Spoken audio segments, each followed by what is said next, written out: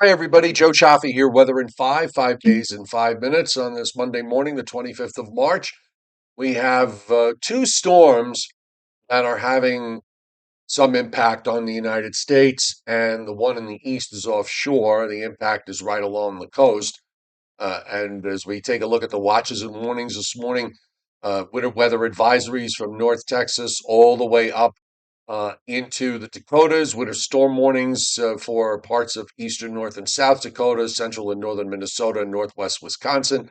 And we still have blizzard warnings up in parts of central South Dakota, south central South Dakota, and central Nebraska, northwest Kansas, and a couple of counties in eastern Colorado. So this storm is actually heading up to the north and central Canada. The impact to the eastern part of the United States is not going to be anything major, but we are going to see some effects from the cold front that's moving eastward later in the week, and we'll get to that momentarily.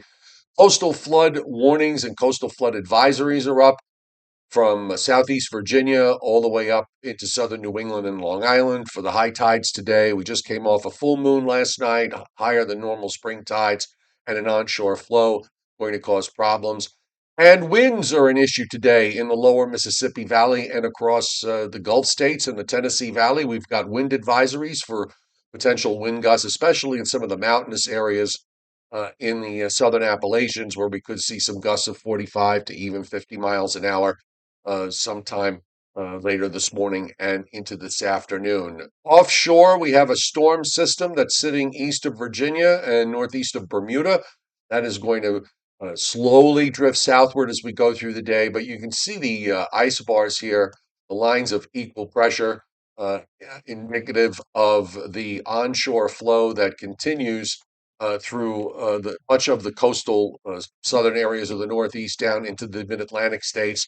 So this is the problem that we're going to have with the tides. As far as the actual weather is concerned, no issues. All the clouds and rain with this low pretty much offshore. And then we have this storm system that is sitting out in the plains with low pressure that is moving up through northern Kansas and into eastern Nebraska. Again, that low heading up to the northeast. Many of these areas here in the plains and upper Midwest are actually seeing a bigger snowstorm out of this than anything that they saw all winter long. But we've got a nice high that's up in Maine that's wedged down the eastern seaboard between the two.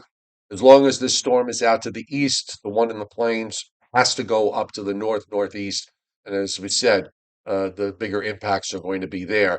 And here's what it looks like on the satellite loop this morning. We've got some clouds backing into southeastern New England from that ocean storm, which is centered further south than where all the heavier cloud cover is. But everybody else is pretty much sitting in clear skies and should have a fairly nice day today. Temperatures will actually be back up into the 50s in eastern Pennsylvania to southern New England and areas away from the ocean. Also in the plains and down into Texas, we've got some showers and thunderstorms that are occurring on the southern end of this. You see the rotation up in Nebraska and South Dakota.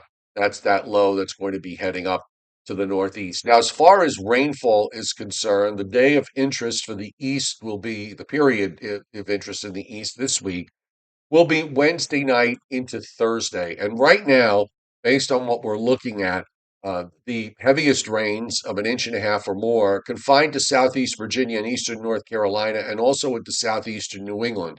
We will see lesser amounts. This is not going to be another major rainfall like we saw this weekend. So that's a plus.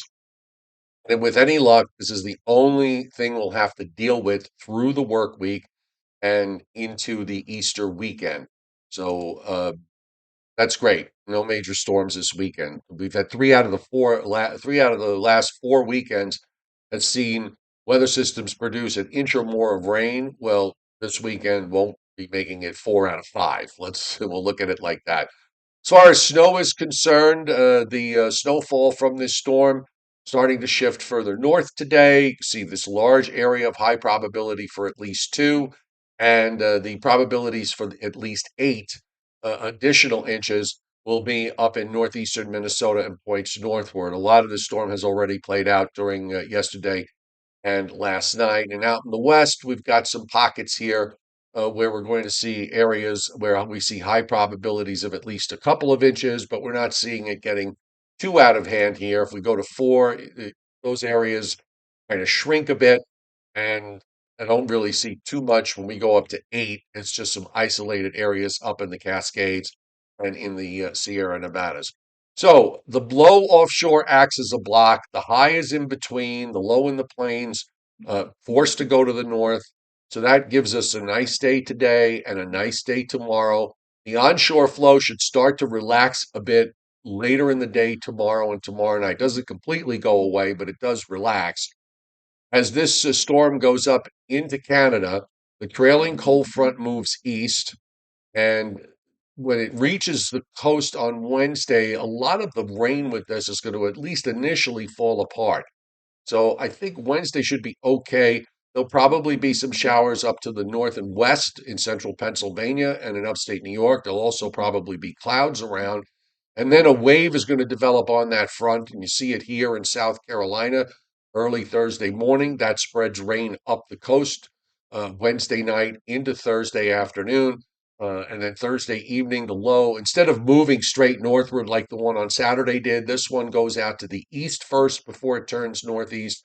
So that probably will bring more rain to southeastern and eastern New England rather than areas in the southern parts of the Northeast and down into the mid-Atlantic states. And once this low is done, weather conditions improve on Friday, turns a bit on the chilly side as we go into the weekend. And other than a weak weather system dropping down from the Great Lakes, there's a weak cold front that comes through sometime on Saturday into Saturday night. Maybe a shower with that, maybe not. Maybe some snow showers in upstate New York Saturday afternoon and late Saturday afternoon into Saturday night.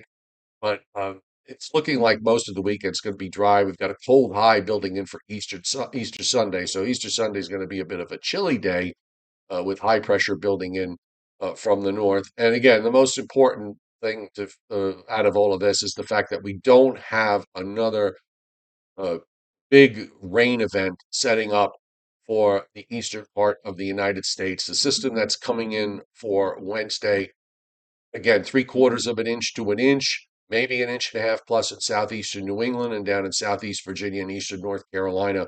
But as long as that low goes east rather than north, I think we're going to be, uh, it'll be manageable pretty much.